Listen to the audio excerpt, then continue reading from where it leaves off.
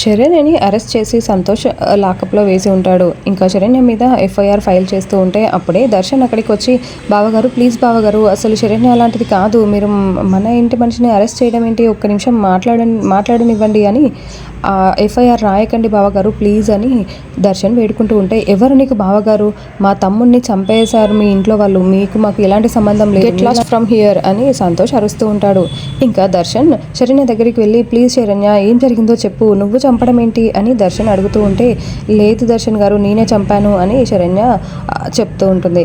ఇంకా నువ్వు చెప్పేది అబద్ధమని నాకు తెలుసు శరణ్య, నువ్వు ఎవరికైనా హాని చేయాలని చూడవు, అలాంటిది నువ్వు చంపడం ఏంటి అని శరణ్య చేతిని తన తల మీద పెట్టుకుని నా మీద ఒట్టేసి, చెప్పు శరణ్య ఇప్పుడు చెప్పు, నువ్వు చెప్పిందంతా నిజమేనని ఇప్పుడు చెప్పు అని దర్శన్ అడుగుతూ ఉంటాడు. ఇంకా శరణ్య చాలా షాకింగ్గా చూస్తూ ఉంటుంది.